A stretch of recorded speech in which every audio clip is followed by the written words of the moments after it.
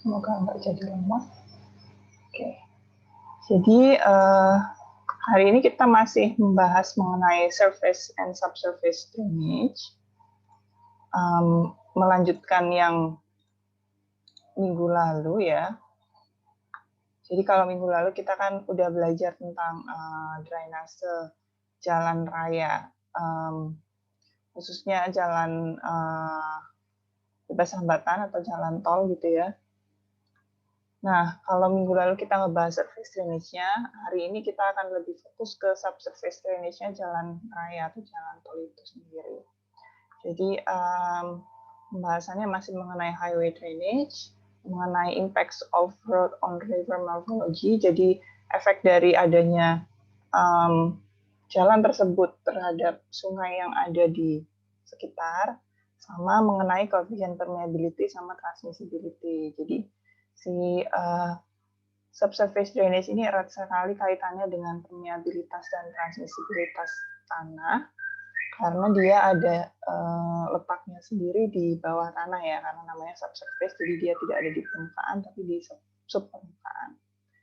Nah, untuk hari ini hanya sampai situ. Nanti di pertemuan selanjutnya di minggu depan kita akan mulai membahas mengenai drainase lapangan terbang atau airport drainage.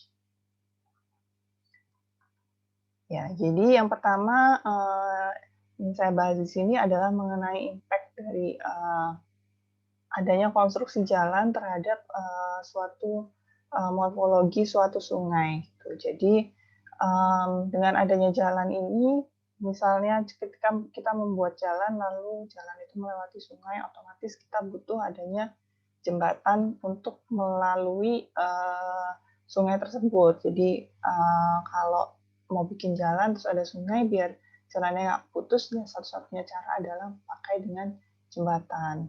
Nah, dengan adanya jembatan ini otomatis akan memberi efek ke sungainya, karena jembatan itu kan butuh pilar. Pilar itu kan ada diletakkan di penampang sungai itu sendiri. Jadi sungai dan pilarnya ini sangat berhubungan, karena nantinya pilar-pilar dari jembatan ini akan memberi dampak terhadap sungai tersebut, dan sungai tersebut juga memberi dampak pada pilar jembatan yang ada. Jadi ada yang namanya local impacts, impacts on upstream, sama impacts on downstream. Mungkin di sini kalian lebih membahas ini lebih dalam di mata kuliah teknik sungai ya. Cuman di sini hanya menjelaskan hubungannya apa, karena kita sedang membahas drainase jalan raya, dan adanya jembatan yang melewati sungai itu juga merupakan suatu proyek konstruksi dari jalan raya. Jadi efeknya bisa di lokal itu hanya di titik di mana jembatan itu dibangun, jadi di pilar-pilar yang ada di situ. Lalu ada impact di upstream, impact di hulu itu di bagian atas sungai, sama di downstream, impact itu di bagian bawah sungai ketika sudah bermuara mendekati laut.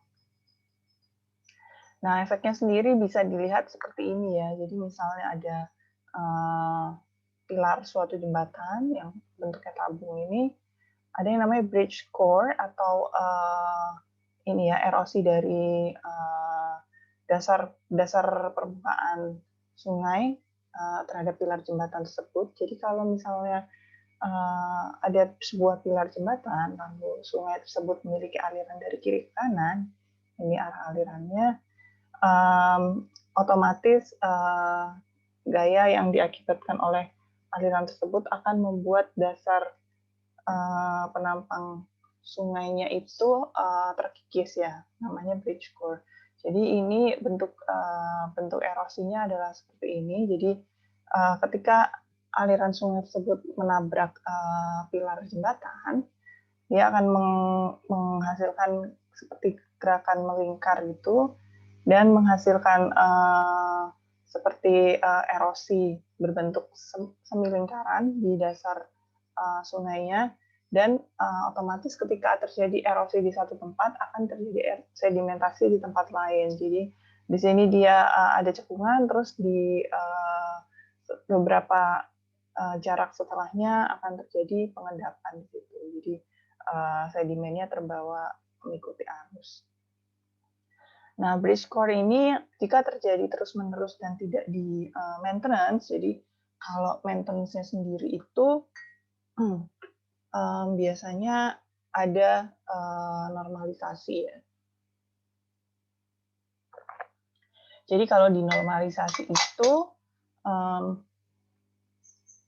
dasar sungainya ini yang sudah terkikis itu ditimbun lagi, jadi dia kayak kembali ke nol gitu. Nah, sedangkan kalau hal tersebut tidak dilakukan secara rutin, lama-lama nanti pilar dari jembatan ini akan melemah gitu. Jadi ketika dia sudah dikonstruksikan di suatu titik, lalu secara seiring berjalannya waktu dia terkikis terus-menerus, tapi tidak dilakukan maintenance, bisa saja nanti pilar jembatan ini bisa ambruk dan akan membahayakan struktur jembatan di atasnya, yaitu si jalan raya tersebut. Nah, efeknya ada 3 macam, tadi sudah disebutkan, local impact, upstream impact, sama downstream impact. Kalau local impact-nya sendiri, ini lebih ke titik di mana adanya jembatan tersebut. Jadi misalnya ada suatu sungai, terus ada jembatan di arahnya, local impact itu hanya terjadi di sekitar dasar jembatan tersebut. Jadi misalnya terjadinya pertambahan kecepatan di sungai tersebut karena adanya pilar itu dia mengurangi lebar sungainya, jadi otomatis dengan debit yang tetap, terus penampang sungai yang mengecil, otomatis kecepatannya juga akan bertambah. Nah, dengan bertambahnya kecepatan ini juga akan mengakibatkan pertambahan erosi ya di lokasi tersebut, sehingga nantinya akan mengakibatkan tidak stabilnya dinding-dinding sungai, tebing-tebing sungai, river cliff unstable, sama local score atau gerusan lokal. Selain local impacts, ada juga yang namanya upstream impacts. Ini upstream impacts letaknya lebih di hulu sungainya, jadi ada di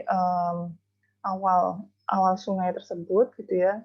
Jadi ini akan lebih berpengaruh ketika terjadinya percabangan di suatu sungai, sama terjadinya agradasi. Jadi ada yang namanya degradasi, ada yang agradasi. Jadi bisa saja agradasi ini terjadi penumpukan sedimen di bagian hulunya tersebut. Lalu ada backwater at floodwater level. Jadi bisa saja elevasi muka airnya di situ naik sehingga elevasi muka air di sungai ini bisa saja lebih tinggi dari elevasi muka air di saluran yang bermuara ke sungai, itu bisa saja terjadi. Lalu untuk di downstreamnya, di hilir sungainya lebih banyak sedimentasi yang terdeposit ya, yang mengendap di situ, sama banyak lebih berbahaya terhadap belokan pertama di downstream karena itu tadi, jadi karena semakin banyak yang sedimen yang terdeposit, bisa saja belokan tersebut juga nantinya bakal hilang karena banyaknya sedimen yang terdeposit di situ. Nah, untuk drainase jalan rayanya sendiri, jadi drainase jalan raya ini terdiri dari 2, jadi ada surface drainage sama subsurface drainage. Nah, tapi nggak semua jalan raya ini ada subsurface drainage-nya. Jadi bisa saja dia hanya terdiri dari surface drainage, sudah memenuhi sehingga tidak perlu dibuat subsurface drainage. Nah, subsurface drainage ini dibuat subsurface drainage sendiri dibuat memanfaatkan runoff water yang ada di jalan tersebut. Jadi kalau air hujan jatuh ke jalan itu nggak semuanya dialirkan melalui aliran permukaan lalu masuk ke drainase surface-nya ya. Jadi ada beberapa yang masuk ke dalam lapisan jalan tersebut melalui retakan-retakan di jalan tersebut. Jadi suatu jalan raya, pavement itu pasti dia memiliki crack, sekecil apapun itu pasti ada crack-nya. Karena crack ini adalah yang menyebabkan air-air di permukaan jalan tersebut bisa masuk ke dalam lapisan tanahnya. Nah, ketika air hujan yang sudah masuk ke dalam lapisan tanah ini ditampung, perlu adanya suatu saluran di dalam tanah tersebut. Nah, di situ adalah fungsi dari subsurface drainage-nya. Jadi di dalam tanah itu ada sebuah sistem drainase yang tidak terlihat dari permukaan, tapi dia bisa mengumpulkan air dan membuangnya melalui outlet-outlet tertentu menuju ke misalnya sungai atau pembuang air lainnya. Nah, untuk suatu pavement, kita tahu kalau kita bikin jalan itu pasti ada kemiringannya, jalan tersebut, dan normalnya kemiringannya itu adalah 2%. Tapi di sini berdasarkan kemiringannya itu juga kita bisa memperkirakan berapa besar lebar dari retakan tersebut. Sedangkan retakan ini sendiri terjadinya seiring berjalannya waktu ya. Jadi ketika semakin lama pavement itu dibangun, bisa saja efek dari misalnya temperatur panas, terus perubahan iklim dari misalnya musim hujan ke musim panas, lalu adanya beban kendaraan yang melalui jalan tersebut, itu mengakibatkan crack ini makin lama mungkin bisa saja makin besar, sehingga ketika nanti crack-nya sudah terlalu besar, sudah mulai terlihat dari permukaan, itu perlu adanya reparasi dari jalan tersebut. Makanya ada di mendekati musim hujan atau setelah musim hujan itu sering terjadi dilihat di jalan-jalan raya itu terjadi perbaikan jalan, itu karena mungkin crack dari pavement tersebut sudah terlalu besar untuk dibiarkan gitu ya. Jadi karena kalau crack yang terlalu besar juga akan semakin banyak runoff yang masuk ke dalam crack tersebut yang mengakibatkan nantinya bisa saja subsurface drainage system yang ada di dalam jalan tersebut tidak mencukupi untuk mengakomodir air yang masuk melalui retakan atau crack tersebut.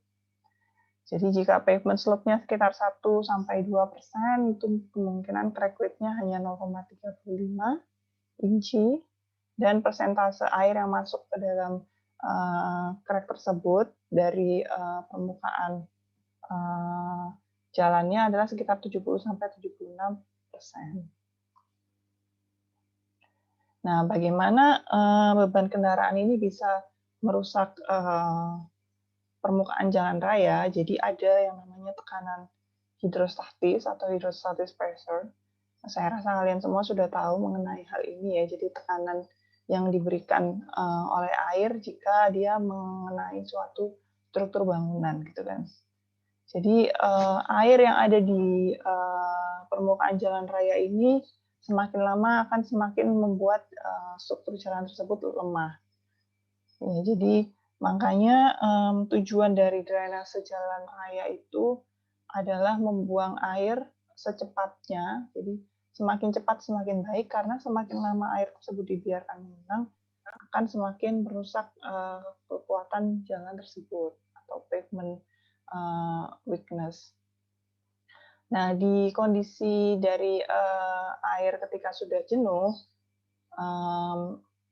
air yang bebas tersebut atau genangan tersebut akan mengakibatkan adanya hydrostatic pressure atau tekanan hidrostatis terhadap aspal atau lapisan pavement atau lapisan jalan raya tersebut, dan mengakibatkan ketika adanya tekanan hidrostatis itu, lalu ketika kendaraan melewati bagian dari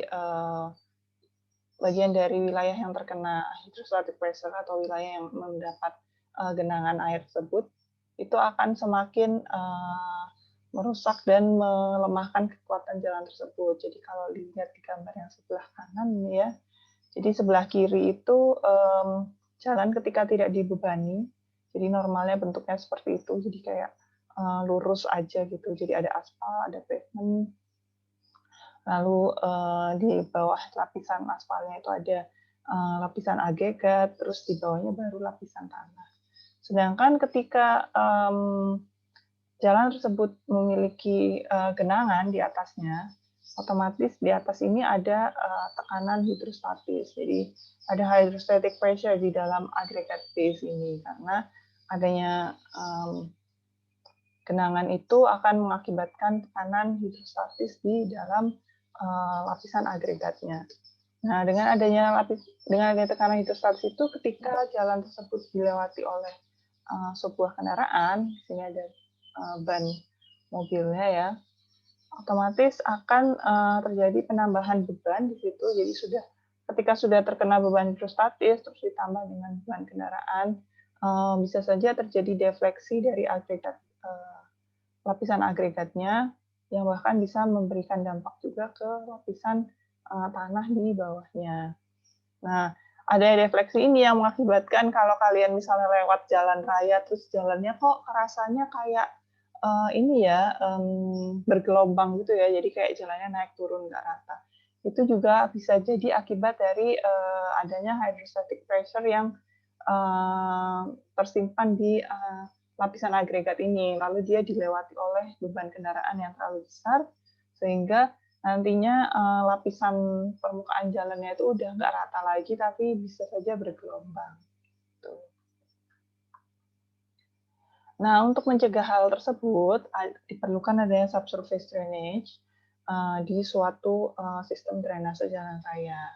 Jadi subsurface drainage ini tujuannya yang pertama memberikan perlindungan dari kerusakan yang diakibatkan oleh permukaan air yang bebas. Jadi contohnya di sini jika terjadi genangan di suatu jalan raya, ketika ada subsurface drainage system di bawahnya itu akan lebih cepat genangan tersebut terserap ke dalam tanah jika dibandingkan dengan tidak adanya subsurface drainage system.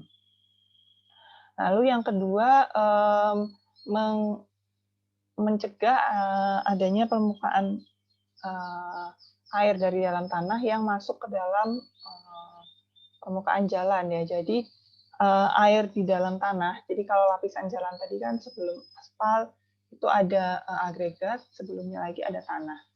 Nah, ketika ada hujan yang cukup besar gitu ya, bisa saja muka air tanah itu naik, meningkat, dan bisa saja dia akhirnya keluar dari lapisan-lapisan tersebut, malah keluar ke permukaan jalan. Nah, dengan adanya subsurface drainage system di dalam lapisan tersebut, itu akan mencegah adanya air dalam tanah yang keluar lagi ke permukaan tanah kayak gitu. Nah, tujuan ketiga dari subsurface drainage, jalan ini harus punya kemampuan untuk memindahkan air yang masuk ke dalam jalan secepat mungkin untuk mencegah adanya penambahan genangan di struktur jalan raya tersebut. Nah, ini bisa dilakukan dengan menggunakan material dengan permeabilitas tinggi, lebih dari 1 cm per detik. Jadi, permeabilitas ini adalah kemampuan material tersebut untuk menyerap air ya. Jadi semakin tinggi permeabilitasnya, maka semakin cepat juga air yang masuk ke dalam jalan raya itu untuk dipindahkan melalui outlet dan menuju ke pembuang akhir. Selain itu, tujuan keempat itu adalah mengadjust atau mengatur permukaan airnya, level groundwater levelnya, sehingga untuk groundwater level tertentu si drainage system di jalan raya ini bisa dibilang aman, dan groundwater level ini meskipun terjadi hujan atau muka air tanahnya naik, tidak akan bisa memasuki permukaan jalan raya tersebut.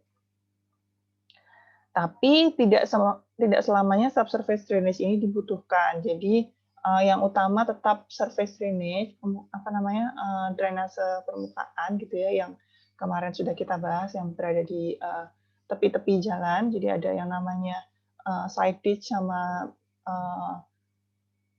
saluran tengah gitu ya, saluran tengah dan saluran tepi. Nah, subsurface drainage ini tidak dibutuhkan jika tidak ada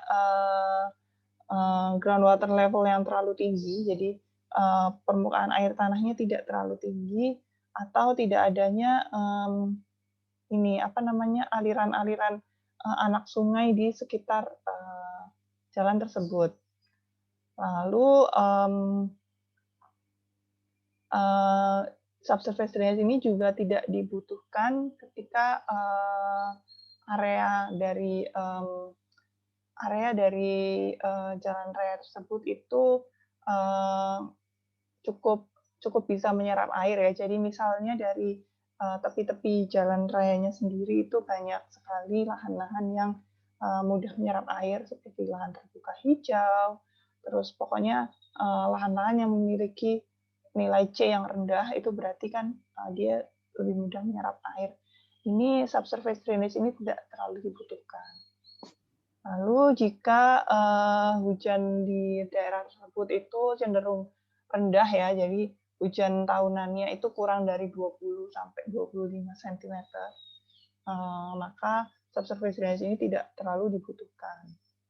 Atau untuk jalan yang jarang dilewati kendaraan-kendaraan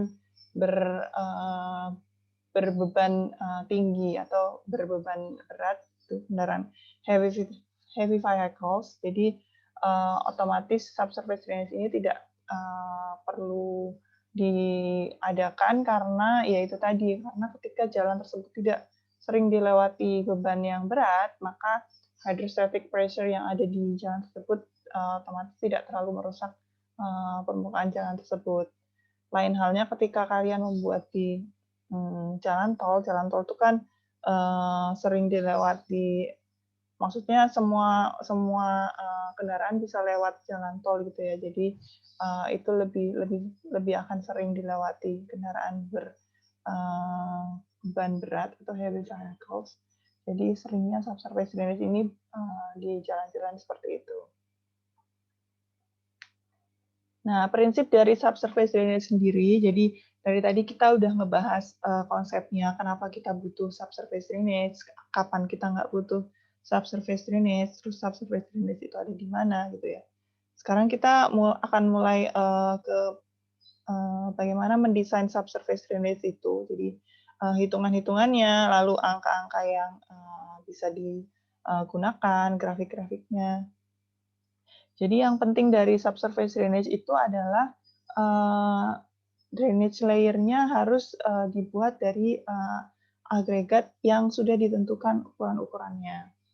Jadi material yang digunakan itu ada range-nya ya. Jadi antara 3/8 inci sampai dengan saringan ukuran diameter nomor 4 gitu. Sedangkan untuk membatasi ukuran partikelnya sendiri, D85 itu harus kurang dari 4 kali D15. Dan untuk mengatur level dari kebersihannya, jadi maksudnya untuk mencegah adanya agregat yang terlalu kecil atau terlalu besar, jadi ukurannya itu harus benar-benar diukur gitu ya, ukuran agregatnya, diameternya. Jadi untuk itu D2 ini harus lebih besar atau sama dengan 0,1 inci. Nah, ada beberapa grafik yang bisa kalian gunakan untuk mendesain drainase subsurface ini. Jadi di drainase subsurface itu biasanya selain ukuran agregat yang didesain, ada beberapa aspek juga yang perlu ditentukan. Misalnya kayak tadi saya sudah bilang kalau di drainase subsurface itu digunakan sebuah pipa yang ditaruh di dalam lapisan tanah, lalu dari pipa tersebut bisa mengalirkan air dari dalam tanah itu keluar menuju outlet atau pembuang akhir masing-masing gitu. Nah, di sini kita juga bisa nantinya mendesain berapa sih diameter pipa yang baik, lalu berapa jarak antar masing-masing pipa tersebut untuk suatu ruas jalan. Kayak gitu juga akan didesain dengan menggunakan grafik.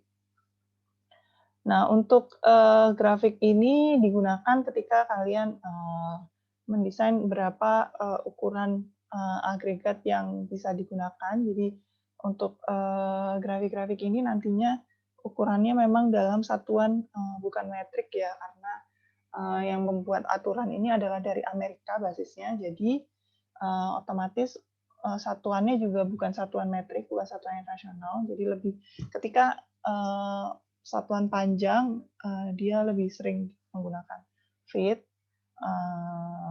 atau inci gitu ya. Jadi bukan meter atau milimeter atau sentimeter, tapi lebih seringnya pakai feet sama inci. Nah, di sini bisa dilihat ketika kalian butuh suatu koefisien permeabilitas. Jadi tujuan kalian mendesain subsurface drainage ini kan berapa koefisien permeabilitas dari material kalian yang kalian butuhkan untuk bisa mengalirkan air dari permukaan jalan tersebut menuju ke pipa-pipa outlet kalian, lalu disalurkan lagi ke pembuang akhir. Nah, dari koefisien permeabilitas yang dibutuhkan itu tadi, dengan satuan feet per day, kalian bisa lihat dari bentuk agregat yang ingin kalian gunakan, misalnya round atau angular, bulat atau lebih lonjong gitu ya. Di situ kalian bisa menentukan ukuran agregatnya berapa inci. Nah, komponen dari subsurface drainage itu sendiri, jadi kalau kalian kemarin kita sudah bahas yang surface drainage itu kan kelihatan ini yang sebelah kiri ini, yang bentuknya trapesium. Nah, kalau subsurface drainage itu dia mendapat air dari lapisan permukaan jalan. Jadi ini jalan, ada jalan belokan gitu. Nah, jalan ini punya crack, jadi ada kayak garis-garis crack ini maksudnya air dari hujan, dari precipitation itu bisa masuk ke dalam crack tersebut, sehingga air yang sudah masuk melalui crack itu dialirkan melalui dalam lapisan agregat yang ada di bawah pavement. Nah, di situ itu ada yang namanya pipa. Jadi di sini ada collector pipe atau pipa kolektor gitu. Nah, dari pipa kolektor ini bisa mengalirkan air yang sudah masuk melalui crack jalan menuju ke outlet pipe atau pipa outlet menuju ke pembuang akhir atau saluran yang menuju ke sungai gitu. Jadi tidak semua air yang jatuh ke jalan itu masuk ke surface drainage. Ada beberapa persen air yang masuk melalui crack dan akhirnya menuju ke subsurface drainage-nya. Nah, konstruksinya contohnya seperti ini. Jadi ada pavement, terus misalnya dia memiliki sebuah lapisan dan di bawahnya dia juga ada lapisan dasarnya gitu ya. Di sini ada yang namanya longitudinal drain. Jadi ini adalah pipa kolektor tadi. Nah, di longitudinal drain ini bisa dikumpulkan air-air yang masuk ke dalam lapisan jalan tersebut untuk dialirkan menuju ke buang akhir.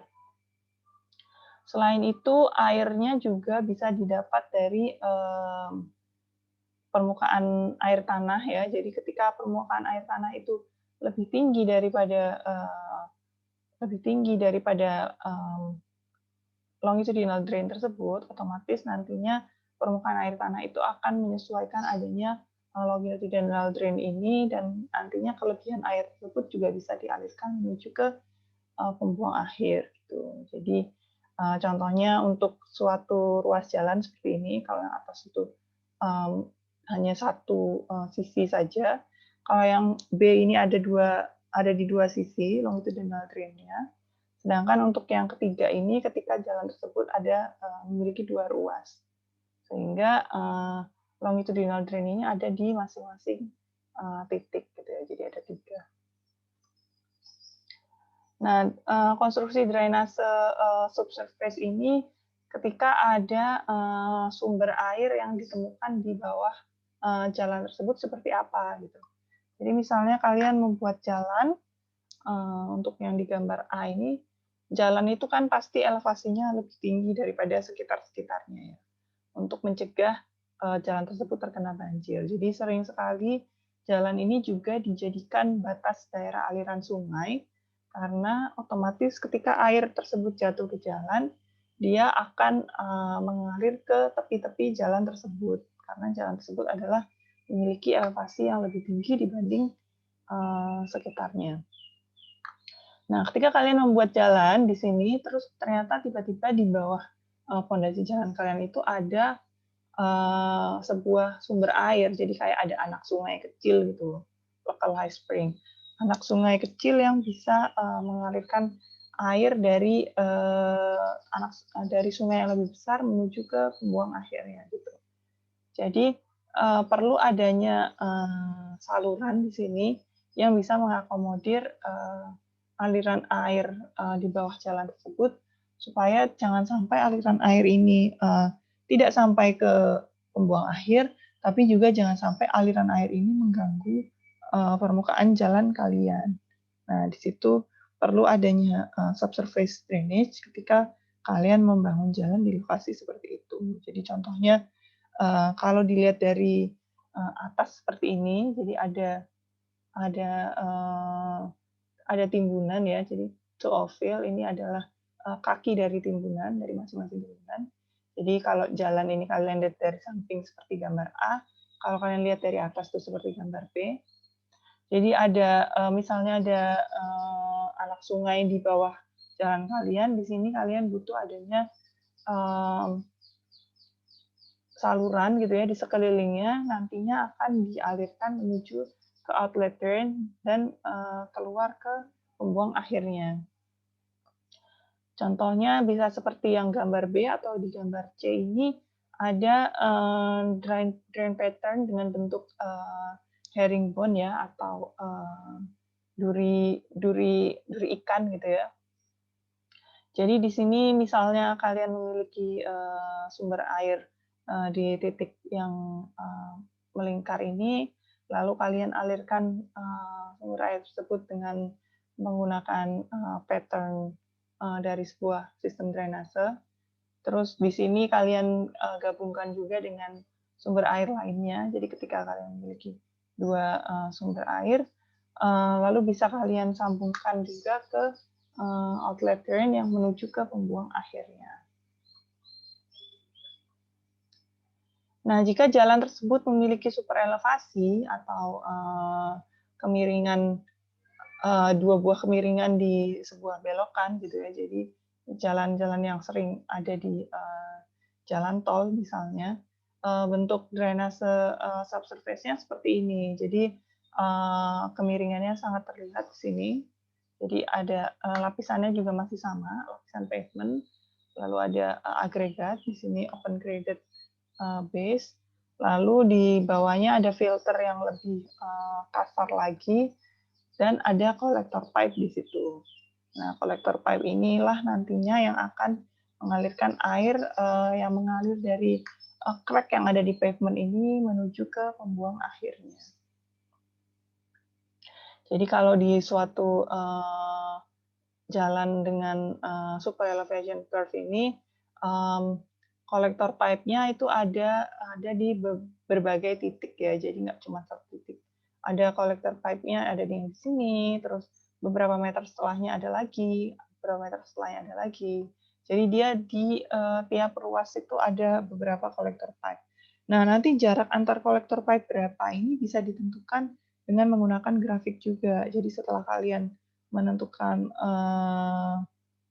ini diameter pipe-nya, kalian bisa menentukan juga jarak antar pipe-nya itu baiknya berapa, seperti itu.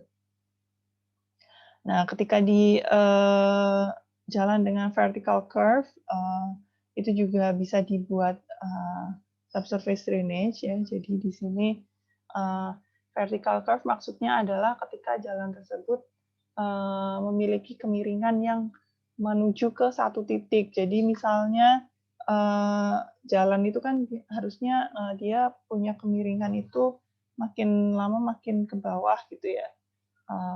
Tapi tidak semua jalan bisa dibuat seperti itu, jadi tergantung medannya. Dan ketika di sini ada jalan dengan vertical curve itu adalah ketika dia memiliki kemiringan, jadi dari kanan itu dia punya kemiringan G, dari kiri dia juga punya kemiringan G, dan dari tengah dia memiliki kemiringan S. Jadi kalau kalian masih ingat kemarin ada 2 buah kemiringan di jalan raya itu. Ada yang namanya kemiringan G, itu kemiringan memanjang, ada yang namanya kemiringan S, itu kemiringan melintang. Nah, di sini dia memiliki 2 kemiringan memanjang yang mengarah ke satu titik, di mana di satu titik tersebut dia memiliki kemiringan melintang. Otomatis ketika terjadi hujan, airnya itu akan terpusat di satu titik kemiringan S ini. Nah, otomatis di situ perlu dibuat adanya subsurface drainage karena nantinya beban air di titik tersebut pasti akan jauh lebih besar dibandingkan dengan beban air di titik lainnya. Nah, bentuk dari pipe drain untuk air hujan sendiri, contohnya seperti ini. Jadi misalkan ada infiltrasi air hujan yang masuk ke dalam permukaan jalan tersebut karena adanya leakage atau crack pavement gitu ya. Nah, di sini air akan menuju ke filter. Di sini ada beberapa lapisan, ada fine filter sama coarse filter. Biasanya kalau fine filters ini agregat dengan diameter yang lebih kecil dibandingkan coarse filter. Dan dia lokasinya ada di atas dan di bawah coarse filter. Jadi coarse filter ini ditempatkan di tengah-tengah fine filtersnya. Nah, untuk pipa drainasenya sendiri ada di samping kanan dan kiri jalan. Jadi kalau dilihat di sini ini ada sidewalk di sini. Nah, pipa-pipa inilah nantinya yang akan disalurkan menuju ke pembuang akhir dari air hujan tersebut. Nah, untuk menghitung debitnya digunakan Darcy formula sebagai basic formula. Jadi K kali I kali A, di mana K ini adalah tergantung dari koefisien permeabilitas, I sendiri adalah kemiringan dari kemiringan dari medannya sendiri, lalu A ini adalah area dari aliran air tersebut. Nah, di mana Q ini biasanya dihitung berdasarkan perpanjang dari jalan ya, jadi dia per meter gitu. Nah, jika drainase layernya itu tebal, si Q ini bisa dihitung dengan memperhitungkan tebal dari lapisan tersebut. Jadi ketika menghitung area ini adalah dari lebar layernya dikali dengan ketebalan layer tersebut. Nah, parameter-parameter penting untuk menghitung subsurface drainage ini adalah permeabilitas dan transmisibilitas. Permeabilitas sendiri ini adalah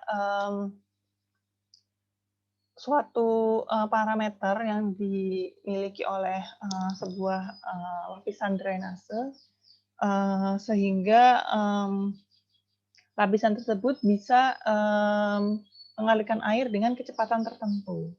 Jadi air yang mengalir dari lapisan tersebut tidak terlalu lama melalui lapisan tersebut sehingga dia bisa segera dialirkan menuju ke pipa outlet tersebut. Sedangkan untuk permeabilitas sendiri ini aturannya adalah sekitar 1/3 sampai dengan 2/3 dari intensitas hujan. Jadi nantinya permeabilitas ini lebih ke besarnya infiltrasi. Jadi besarnya intensitas hujan yang masuk ke dalam layer drainase lapisan drainase tersebut itu sebesar 1/3 sampai dengan 2/3 dari intensitas hujannya.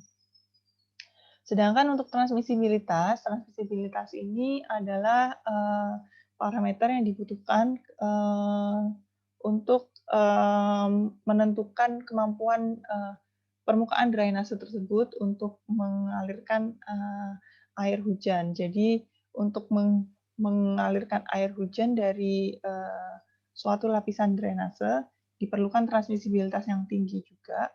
Jadi nantinya kita memiliki sebuah nilai transmisibilitas yang kita butuhkan, lalu kita bandingkan dengan transmisibilitas yang ada di lapangan berapa. Jadi ketika kita menentukan transmisibilitas yang kita butuhkan ternyata lebih besar daripada transmisibilitas di lapangan, maka kita perlu adanya dikoreksi lagi hasil perhitungan di lapangannya itu, entah dengan merubah lapisan agregat yang digunakan, entah juga dengan menambah lapisan atau mengurangi tebal lapisan drainase layer-nya, seperti itu. Jadi transmisibilitas ini dipengaruhi oleh hal-hal tersebut. Jadi mungkin untuk lebih jelasnya nanti akan dibahas di contoh soal bagaimana menentukan transmisibilitas dan permeabilitas. Jadi di sini ada grafik hubungan antara koefisien permeabilitas atau K di sini dengan ketebalan drainage layer. Jadi ketebalan lapisan drainasenya. Jadi ketebalan dari lapisan bawah pavement menuju ke pipa outlet dari subsurface drainage tersebut itu berapa. Lalu ada juga hubungannya dengan nilai transmisibilitas. Jadi di sini ada nilai transmisibilitas garis-garis yang miring ini. Lalu ada nilai koefisien permeabilitas di sumbu Y. Dan di sumbu X ini ada ketebalan dari drainage layer tersebut. Jadi yang perlu diperhatikan di sini satuannya itu bukan dalam metrik ya. Saya ulangi lagi.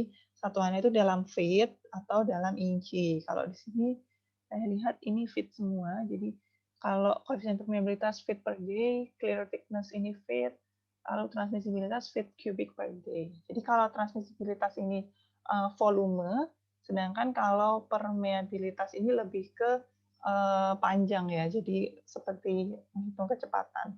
Jadi kecepatan dalam mengalirkan, sedangkan transmisibilitas ini volume yang dialirkan. Nah, untuk kecepatan aliran di suatu drainage layer ini dapat dihitung sebagai berikut. Jadi ada yang namanya V sama dengan K kali I. Tidak lupa juga V itu sama dengan Q per A ya, karena Q sama dengan V kali A. Di sini adalah VD, yaitu lapisan kecepatan aliran melalui cross section, total cross section. Sedangkan ada yang namanya VS, ini adalah kecepatan aliran yang melalui pori-pori dari material lapisan drainase tersebut. Jadi VS ini adalah K dikali I dibagi dengan NE, di mana NE ini lebih ke koefisien roughness dari material drainage layer tersebut. Jadi VS ini sama dengan VD dibagi dengan NE. Lalu ada juga cara untuk menghitung travel time. Jadi waktu yang dibutuhkan air tersebut untuk mengalir dari drainage layer, yaitu lapisan dari bawah permukaan tanah, bawah permukaan jalan tersebut menuju ke outlet. Ini diestimasikan berdasarkan dengan hukum Darcy. Jadi T ini adalah sama dengan maksimum distance dibagi dengan kecepatan aliran. Jadi kalau maximum distance ini bisa diibaratkan ketebalan layernya, lalu kecepatan alirannya ini bisa diibaratkan dengan koefisien permeabilitasnya. Jadi permeabilitas dari layer drainage layer tersebut.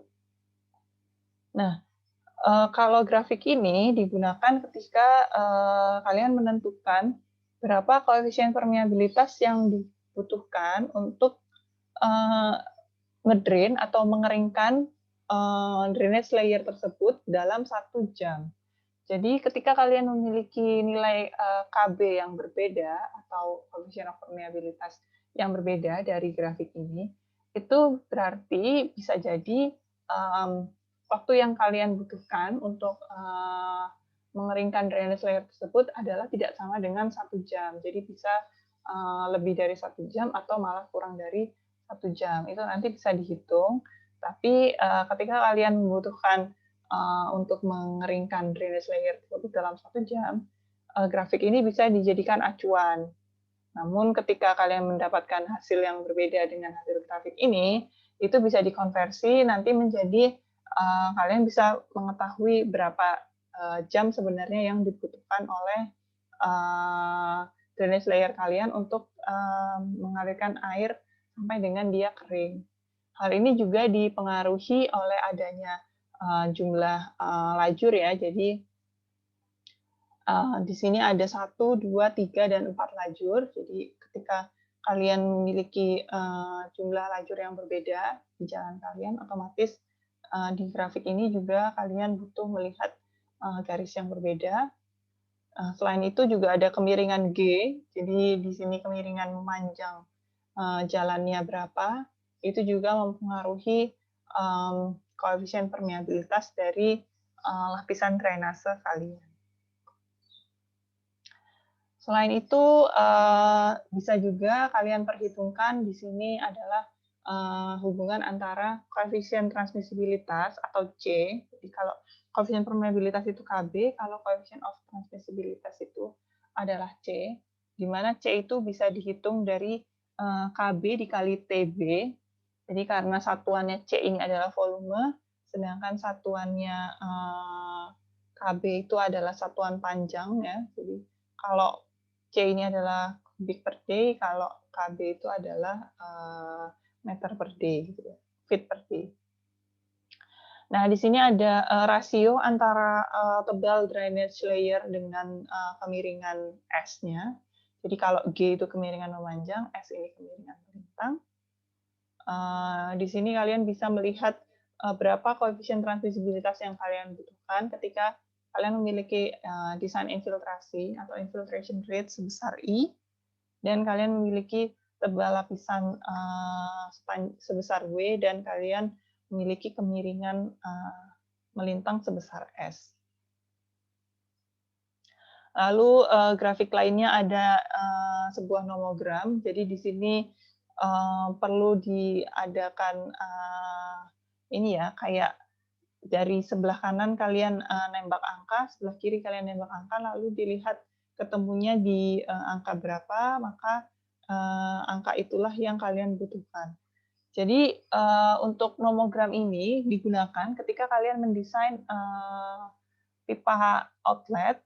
Jadi di sini berapa dimensi diameter pipa outlet yang kalian butuhkan, dan jika kalian menggunakan dimensi sekian, berapa jarak antar outlet tersebut. Jadi tadi kalau kalian masih ingat di gambar penampang jalan raya itu ada beberapa outlet yang mengalirkan air dari bawah permukaan jalan menuju ke pembuang akhir ya. Nah, beberapa outlet itu memiliki jaraknya itu nggak asal ya menentukan jarak dari masing-masing outletnya, nggak asal, oh iya per 2 meter, per 3 meter, nggak gitu. Jadi jarak tersebut ditentukan berdasarkan nomogram ini. Jadi ketika kalian misalnya, di sini contohnya, kalian memiliki lebar jalan itu ada 2 lajur.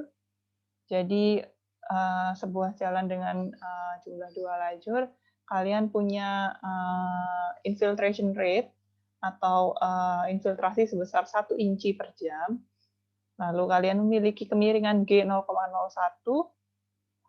Nah, di sini kalian bisa mendesain awal pipanya, diameter pipanya dengan coba-coba. Jadi coba kita coba dulu dengan pipa diameter 6 inci gitu. Jadi kalian lihat di sini di sebelah kanan. Jadi cara menggunakan nomogram ini adalah kalian lihat dulu di sebelah kanan. Di sini ada pipe gradient. Pipe gradient kalian punya G. Di sini ada G-nya sudah ditentukan 0,01. Lalu kalian cari 0,01. Oh, di sini. Lalu kalian memilih desain pipa yang ingin kalian gunakan. Jadi kita coba dengan menggunakan di awal 6 inci dulu. Jadi di sini ada diameter pipe yang digunakan 6 inci. Lalu kalian tarik garis dari G 0,01 ke pipa 6 inci itu ada yang namanya pivot line 1. Jadi pivot line 1 ini adalah garis pertemuan antara gradien atau kemiringan terhadap diameter pipa yang ingin kalian gunakan gitu ya. Jadi ketika kalian menggunakan ini, terus kalian punya garis di pivot line 1, lalu untuk pivot line 2, kalian menentukan dengan melihat design infiltration rate kalian. Jadi, design infiltration rate-nya 1 inci per hour. Jadi kalau 1 inci per hour ada di sini, lalu kalian punya pavement tadi ada 2 lajur, jadi 2 lanes. Jadi punya di sini 2 lanes, di sini 1 inch per hour. Terus kalian tarik garis menuju ke pivot line 2.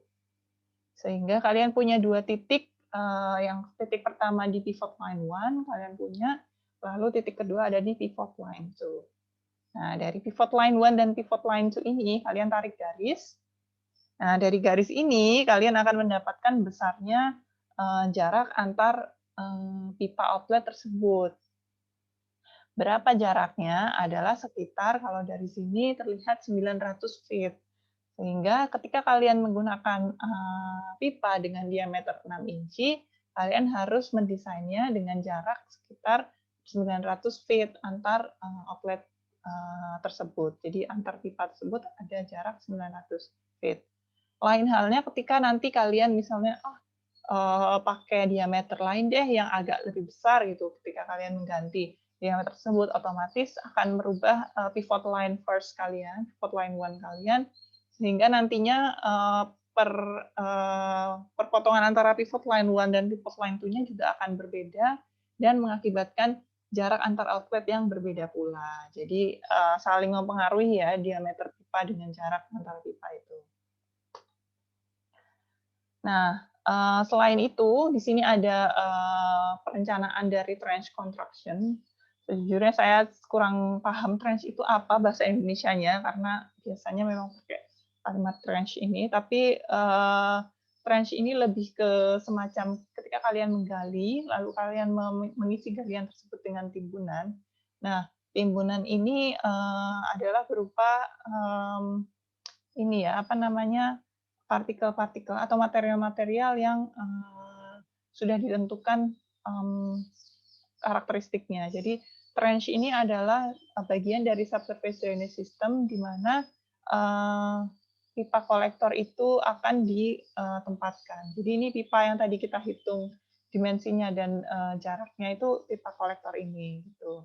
Jadi trench itu bisa bentuknya seperti ini umumnya, tapi dia bisa juga berbentuk kecil, jadi tergantung dari adanya material yang tersedia serta lahan yang tersedia. Jadi bisa juga dimensi normalnya seperti ini yang sebelah kiri, tapi bisa juga dibuat sebagai mini trench design sehingga lebih menghemat material yang digunakan serta menghemat tempat juga.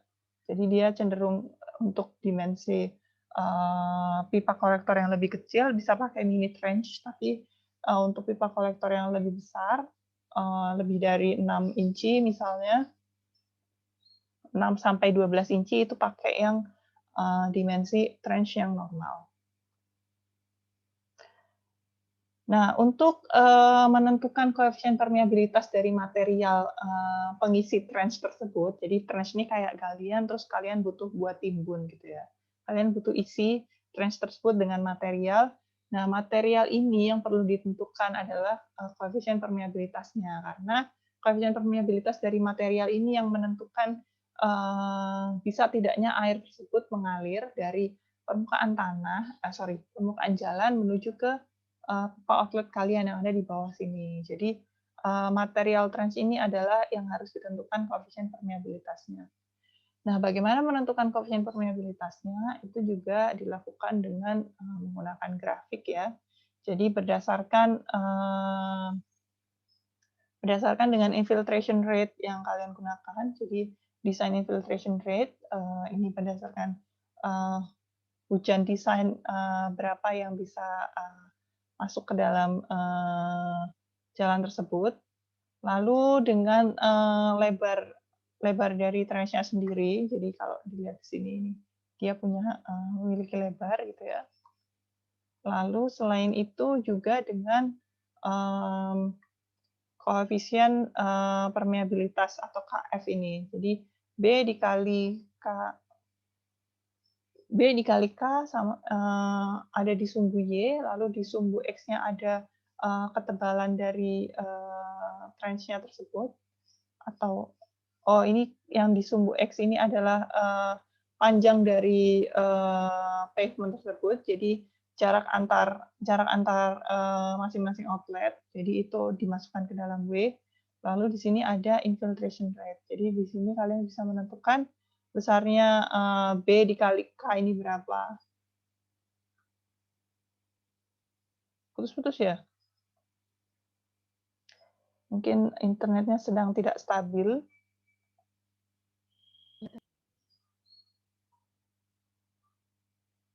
Sudah tidak, Bu. Udah enggak ya? Oke.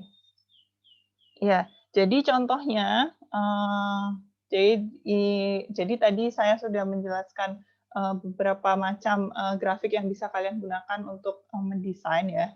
Sekarang kita masuk ke contoh. Jadi ini sudah mendekati akhir juga, tidak perlu khawatir. Jadi ini adalah contoh ketika kalian memiliki sebuah jalan, atau di sini adalah jalan tol dengan kemiringan yang lumayan curam ya, karena dia kemiringannya adalah 5%. Sedangkan untuk kemiringan memanjang 5%, untuk kemiringan melintangnya adalah 2% gitu. Nah, di sini kalian memiliki rain intensity atau intensitas hujan sebesar 1,5 inci per hour. Nah, sedangkan untuk desainnya sendiri biasanya dipakai setengah sampai 2/3 dari rain intensity. Tapi di sini kita gunakan 2/3 dari rain intensity, sehingga nanti infiltration plan-nya adalah 2/3 dari 1,5 inci per hour, yaitu 1 inci per hour. Tidak ada inflow tambahan, maksudnya di sini adalah murni air hujan yang masuk ke dalam jalan ini. Lalu di sini kalian diminta untuk mendesain ketebalan dari drainage layer-nya. Jadi ketebalan dari lapisan permukaan jalan sampai dengan menuju ke pipa kolektornya. Jadi gambarnya kalau didatarkan seperti ini, jadi kalian mempunyai lebar jalan L gitu ya, dengan tebal lapisan ini TB, terus di sini ada pipa kolektor, terus ada ini pias ini maksudnya adalah untuk masing-masing pias itu ditinjau masing-masing, jadi kita meninjau hanya satu pias ini. Lalu ketika hujan sebesar I turun, di sini kalian diminta untuk menghitung berapa tebalnya TB. Nah, pertama-tama ketika kalian memiliki data seperti itu, kalian perlu hitung kemiringan I-nya ya. Jadi kalau kalian masih ingat kemarin, kalau menghitung kemiringan I ini berdasarkan besarnya kemiringan G dan S, karena di sini kalian memiliki dua kemiringan G sama kemiringan S, maka perlu dihitung kemiringan I-nya. Karena nantinya ketika menggunakan Darcy Law atau Darcy Formula, yang digunakan itu adalah kemiringan I-nya. Jadi K kali A sama dengan Q dibagi I. Selain itu, kalian perlu hitung infiltration-nya. Infiltration-nya bisa 1/2 sampai dengan 2/3 rain intensity. Di sini kita pakai 2/3, jadi 2/3 dari 1,5, jadi 1 inci per jam. Lalu dihitung juga, karena ini dalam inci, infiltrasi dari intensitas hujan sebesar itu dalam satuan luas, jadi per feet square, itu perlu dihitung, jadi dengan mengkonversikan dari inci per hour menjadi feet per hari gitu ya. Jadi dari inci dijadikan feet kuadrat, lalu dijadikan hari. Jadi satu hari itu 24 jam, sehingga 1 feet dikali 24 per 12, jadi feet quadrat per day, 2 feet kuadrat per hari. Lalu total flow sepanjang 108 feet ini bisa dihitung dari infiltration per feet square dikalikan dengan panjang flow-nya. Jadi dapat di sini 216 feet cubic per day. Jadi ini adalah total debitnya. Lalu kita perlu hitung transmisibilitasnya. Transmisibilitasnya ini adalah transmisibilitas yang kita butuhkan ya. Jadi dengan debit sekian, kita butuh berapa transmisibilitas untuk bisa mengalirkan debit tersebut menuju ke saluran di bawah tanah kita gitu. Nah, ternyata setelah dihitung kita butuhnya 4.000 feet cubic per day, di mana di sini bisa mulai kita desain ketebalan dari lapisan layernya. Jadi pertama-tama di sini kita pakai prinsip coba-coba. Jadi ketika lapisan drainage-nya 5 inci gitu ya, efektifnya itu adalah lapisan tersebut dikurangi 1 inci. Jadi efektifnya hanya sekitar 4 inci. Lalu dari sini kita bisa hitung untuk 4 inci ini kita butuh berapa koefisien permeabilitasnya. Jadi dari transmisibilitas sekian, lalu kita punya ketebalan sekian, lalu kita bisa menentukan koefisien permeabilitasnya atau K-nya. Nah, dari K ini kita bisa dapat 12.000 feet per day jika kita menggunakan lapisan setebal 5 inci. Nah, bagaimana kita kalau pakai lapisan yang lebih tipis lagi gitu. Jadi untuk menghemat, gimana kalau didesain lebih tipis lagi? Coba cuma pakai 3 inci gitu. Dicoba dengan 3 inci, di sini kalau 3 inci berarti efektifnya cuma 2 inci. Di sini kita butuh koefisien permeabilitas yang lebih besar, 24.000 feet per day, untuk mengakomodir transmisibilitas sebesar 4.000 feet cubic per day. Lalu setelah dipertimbangkan dari pengaplikasian di lapangan juga akan lebih mudah ketika menggunakan ketebalan yang nilainya lebih besar ya, jadi 5 inci. Jadi ini lebih preferable, lebih prefer 5 inci dibandingkan dengan yang lebih kecil untuk lapisan drainasenya, karena kalau lapisannya lebih tebal, maka koefisien permeabilitas dari materialnya itu tidak perlu terlalu tinggi gitu ya, hanya 12.000 feet per day. Sedangkan untuk ketika kita menggunakan lapisan yang lebih tipis, koefisien permeabilitas yang dibutuhkan itu cukup tinggi. Nah, setelah mendapatkan ketebalannya, bisa dilanjutkan lagi contoh soal yang tadi. Di sini kita mengecek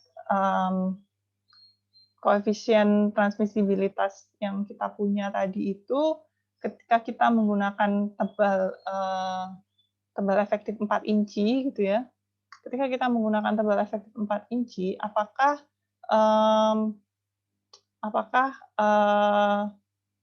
struktur material tersebut itu bisa mengakomodir 12.000 yang kita butuhkan ini. Jadi kita kan butuh K-nya ini kan 12.000 feet per day.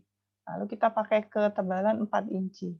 Kira-kira berapa koefisien transmisibilitas yang kita butuhkan untuk bisa mencapai hal tersebut. Nah, di sini kita bisa menggunakan grafik ini untuk menentukan koefisien transmisibilitas yang kita dapatkan. Pertama, berdasarkan W dibagi S-nya, WS rasio, itu kita dapat 2000. Tadi karena W-nya itu 40 meter ya, kalau kalian lupa, ini 40 meter, 40 feet. Terus S-nya 0,02%, didapatkan 2000. W per S-nya, terus dari grafik ini kita punya I tadi 1 inci per hour, sama W per S 2000, sehingga bisa dilihat bahwa untuk I 1 inci, garisnya yang tengah ini, lalu kita punya W per S rasio 2000, lalu ditembak dapat C-nya itu adalah sekitar 50.000 inch feet per day. Nah, ini adalah coefficient of transmissibilitas yang kita dapatkan ketika kita menggunakan yang kita butuhkan ketika kita memiliki drainage layer sekian dengan lebar sekian, terus habis itu dengan hujan sekian besarnya 1 inci per hour. Nah, untuk menghitung TB, karena kita udah punya tadi TB di awal kita tentukan 5 inci ya, lalu efektifnya hanya 4 inci, di sini kita gunakan 4 inci, yaitu ketebalan efektifnya. Nah, di sini kita bisa lihat ketika kita memiliki coefficient of transmissibilitas sekian, koefisien permeabilitasnya itu berapa? Apakah sesuai dengan yang kita butuhkan? Karena kita butuhnya 12.000. Lalu kita cek 50.000 dibagi 4, oh ternyata 12.500.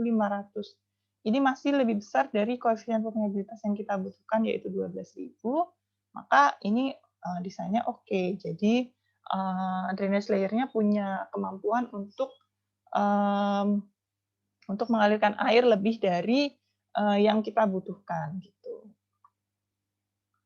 Selain itu, kita juga bisa menghitung berapa waktu yang dibutuhkan untuk mengeringkan lapisan drainage layer kita. Jadi kalau misalnya habis hujan, terus habis hujan airnya masuk dari rongga-rongga permukaan jalan, setelah airnya masuk, terus habis itu airnya mengalir ke pipa kolektor gitu ya. Berapa waktu yang dibutuhkan untuk mengalirkan air tersebut? Nah, kita bisa pakai grafik yang ini. Grafik yang ini yang tadi adalah waktu yang dibutuhkan, permeabilitas yang dibutuhkan ketika kita ingin mengalirkan air tersebut selama 1 jam gitu ya. Jadi waktu dari air mencapai permukaan jalan sampai dengan dia menuju ke pipa outlet itu adalah 1 jam dengan menggunakan grafik ini. Nah, kita cek dengan properties atau parameter-parameter yang udah kita dapatkan tadi dengan G 0,05, terus jumlah lajur 3, terus kita pakai ketebalan efektif layernya adalah 4. Kita cek dari grafik ini, ternyata koefisien permeabilitasnya yang dibutuhkan ketika kita ingin ngedrain selama 1 jam itu hanya 9.500. Jadi kalau kalian ingat tadi kita punya 12.000, ini masih jauh lebih kecil daripada 12.000. Sehingga kita bisa estimasi kalau kita punya 12.000 berarti kita butuh berapa ya waktunya gitu. Jadi dengan menggunakan persamaan kecepatan ini, jadi V sama dengan K kali I dibagi NE, di mana K-nya itu yang kita punya tadi, 12.000, dikalikan dengan I ini adalah kemiringan akibat G dan S, jadi 0,054. Lalu kita punya koefisien NE ini adalah roughness coefficient dari material agregat kita, 0,2. Nah, di sini kita bisa dapat kecepatannya adalah 3.240 feet per day dengan koefisien permeabilitas 12.000 yang kita punya tadi. Nah, dari sini kita bisa bandingkan, kita bisa hitung berarti waktu yang kita butuhkan untuk mengeringkan si layer kita, drainage layer kita, jadi mengalirkan air dari drainage layer kita ke pipa outlet kita itu berapa? Kita bisa lihat di sini dengan 40 dibagi dengan, karena tadi tebalnya W-nya itu 40 feet ya, 40 dibagi dengan 3.240 feet per day. Jadi kita cuma butuh kita cuma butuh 0,12 day atau sama dengan 18 menit. Jadi dengan koefisien permeabilitas 12.000 kita bisa time to drain kita atau waktu yang dibutuhkan untuk mendrainase saluran subsurface drainage kita adalah 18 menit, bukan 1 jam. Gitu. Lalu kita juga bisa menentukan besarnya agregat, jadi besarnya agregat yang kita butuhkan. Ketika kita menggunakan koefisien permeabilitas 12.000 ini, bisa juga karena ini grafiknya skalanya tidak setiap angka ada ya. Jadi di sini dari 10.000 langsung ke 20.000. Mungkin bisa ambil dari yang 15.000. Yang 15.000 itu dia menggunakan D15 sebesar sekitar 0,25 sampai 0,3. Jadi dari sini terlihat. Nah, kita bisa gunakan ukuran agregat sekitar sebesar itu, 0,25 sampai 0,3 inci. Nah, selain itu di sini juga kita bisa menentukan jarak antar pipa outletnya. Jadi seperti yang sudah saya beri contoh di awal tadi ya, dengan menggunakan pivot line 1 sama pivot line 2 sama. Di sini juga pertama-tama kita punya G sebesar 0,05, lalu di awal kita mengestimasi diameter pipa yang ingin kita gunakan berapa, lalu kita tembak ke pivot line 1, lalu setelah itu kita punya design infiltration rate sebesar 1 inci, terus kita punya jalan sebesar 3 lajur gitu ya, 3 lanes. Kalau di contoh tadi kan cuma 2 lanes, cuma 2 lanes. Jadi di sini ditembak 3, terus kita punya pivot line 2 di sini, lalu akan ada perpotongan antara pivot line 1 sama pivot line 2 sekitar di titik 600 feet. Nah, jarak ini adalah jarak maksimal antara masing-masing pipa outlet tersebut. Tapi kalau mau dibuat jarak lebih kecil dari itu, nggak apa-apa, malah lebih bagus, tapi asalkan jaraknya tidak boleh lebih besar daripada itu. Jadi boleh 400 sampai 500 feet nggak apa-apa, karena kalau di nilai 600 feet terlalu besar. Terus kalau mau pakai 700 feet, nggak boleh, kalian harus mengganti diameter pipanya terlebih dahulu.